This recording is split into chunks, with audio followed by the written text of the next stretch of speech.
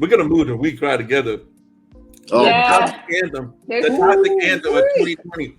I thought Future was gonna give me the most toxic song of 2020. No, no. Kendrick Lamar said, "I got that too. I he got said that." literally hold my beer. Right. literally. Oh my Yeah. God. Because Whew. man, that I related to that argument a little too much. Me I'm just gonna too. say It that made off me alarmed. I'm grateful for the growth that I have because that is rip. crazy. Like when you hear it after the fact, you're like, dang, is that what we sounded like? Ugh, that's Mhm. trifling.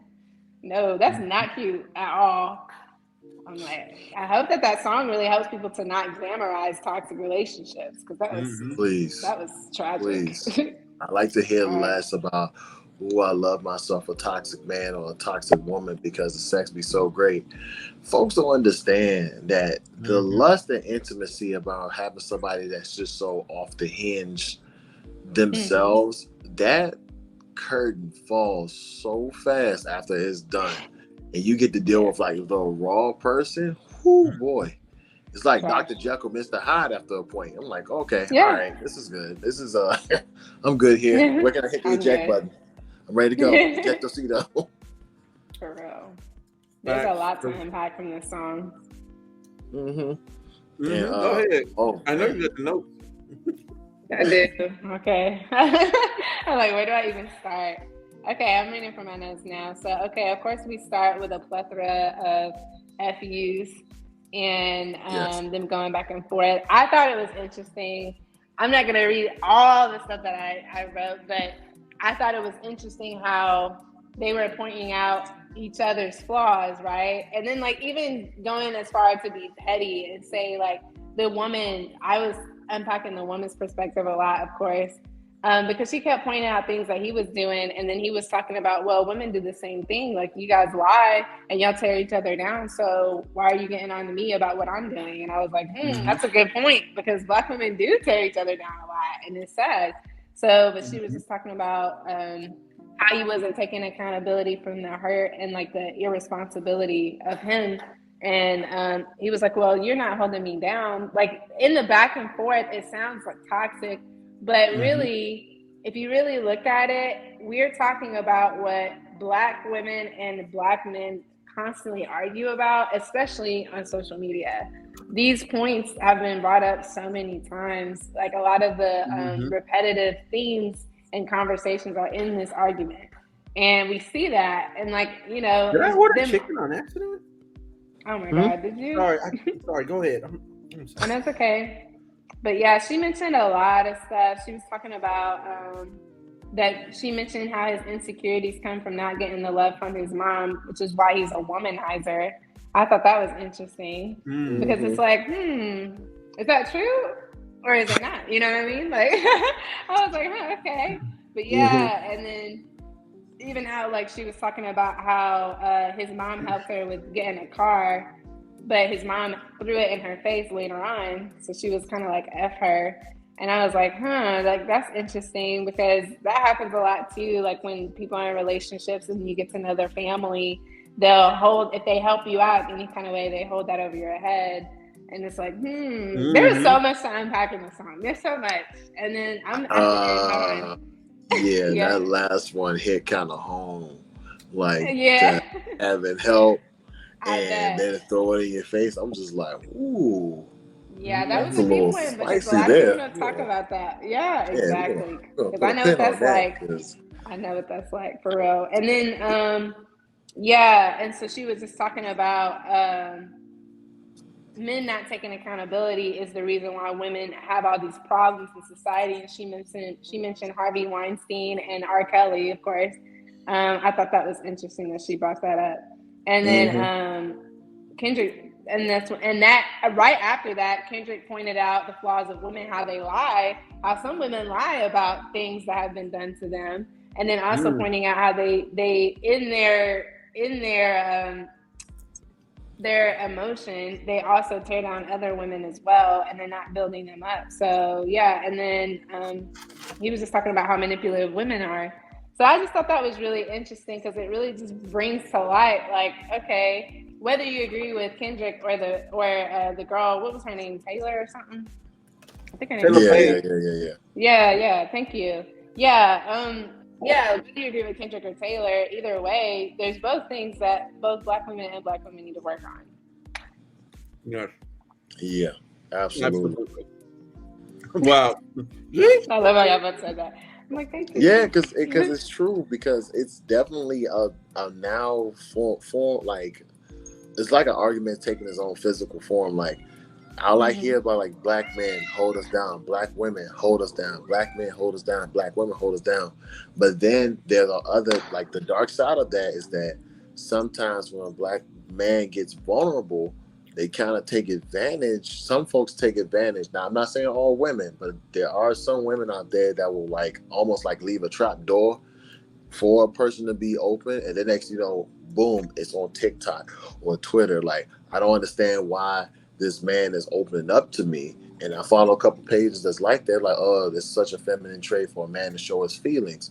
Or if a woman opens up like, yo, I am really hurting right now and I can't deal with this. Some men will be like this, she's always emotional. Like, well, do you understand what's the root of why she's always emotional at this moment? Do you understand why this man is lashing out? Because he doesn't feel like he has an outlet. Because you know, that type of moment when he is vulnerable, he or she is vulnerable, it always gets like hit back on them, you know. And it's one of those moments where it's until it does, like people start sitting at the table and listen to one another, it's just going to be an ongoing civil war at this moment. Yeah, I agree. So with that record, right? Right. So so this is separate from the other points. He's like, why? He's like, if it's all women stick together, why don't any of the R&B singers do songs with the other R&B singers? And that part, I really went and looked. I went to look for it. Okay, a lot of it. It's not a lot. That's sad. Then a lot. It's like, not a lot of the artists I went through. I think I went through about 20. You see collabs like maybe 5% of the time. 5%. That is crazy. 5%. And I'm talking about that's over all their projects. All of them. Like I went album. Look, nothing. Album, nothing. Album. Now, I was like, yo, this is crazy. You're right. And that's crazy because like most of us grew up in the 90s, and the 90s was like, I feel like R&B music was all king in the 90s. I mean, to the point where like maybe if I'm wrong, but there was like super R&B groups that was formed because, you know, they vibe with each other for that moment. Like, you know, Lacy Pearl with Raphael Sadiq and Ali Ali Shaheed Muhammad from Tribe Called Quest. And then he had the super group with, was it Keith Sweat, Gerald Levert, and I forgot like one more person too. What was the name? You know who I'm talking about. You know who I'm talking about. Yeah. LSD and I think or something like that. I can't remember what it was called.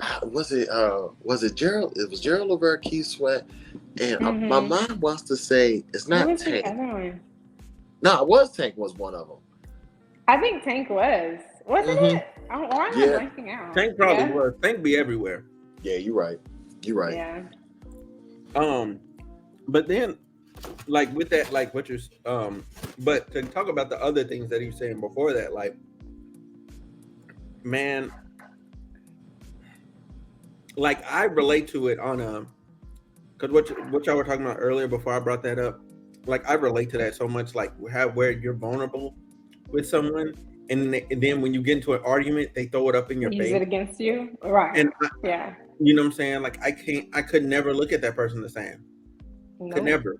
Could never. And you can't say, oh well, no, it's safe for you to share with me now. Like, no, it's not. How? Right. No, it's not. Like you have not just magically grown in 2 days. You know what I'm saying? Talking about I'm sorry, I know it was wrong. Like, no, that was beyond wrong. Because if I would have did that, you would have been Exactly. Just because that's not my reaction don't mean I'm not hurting. Right. Yeah. You just closed like a giant door, like on that part of life. Yeah. Never again. About that. I just went through that in my last relationship. We broke up like 3 weeks ago. I was like, wow, you're childish. I was like, no, you're childish. I hate people. Yeah, man. I hate when anyone does that.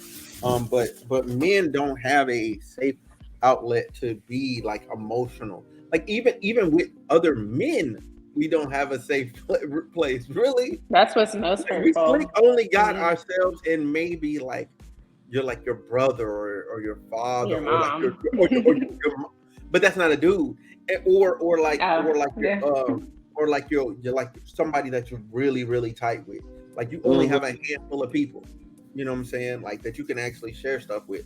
Other than Right. that, like you're just stuck being strong all day because nobody cares. Like just to be frank, That's nobody painful. cares. Nobody cares. Like for what men are going through, nobody cares. Nobody. I hope that changes. Yeah. Yeah, I've Because, definitely had to flip that perspective mhm. for sure. At least on my end, for sure. To Mm-hmm. understand that it's good to be vulnerable. It is good to cry. It's good to say that, hey, I'm hurt. Or like even when I was on deployment, like, you know, I told folks several times, like, yo, you all right? Like, nah, man, I'm sad as fuck right now, man. Like I'm like it might not seem like it, but no, I'm pretty sad. I'm pretty damn sad.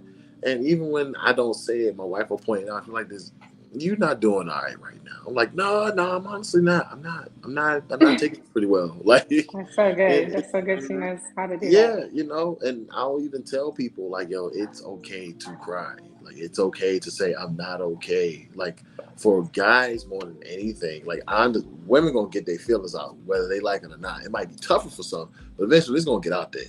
But You're for a right. guy, it takes a little bit more digging. Like I Mhm. had to definitely deal with one of my friends at home.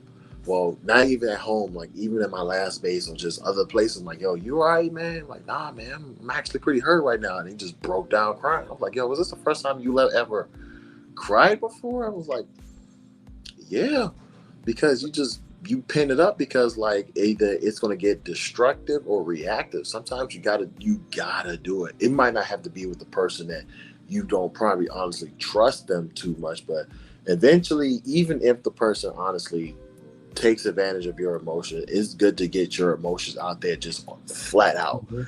Yeah, for Because you. Right. yeah, for sure. Because like if just for doing it for you, you're right, Heather. If you're doing it just for you, then at least do it just for you, not because that person asking you to open up. Open up because you know it's healthy versus, oh, will this make me look softer for this person to stay around? Right. Mhm. Absolutely. Excellent point. Good Facts. point. Hmm. Okay,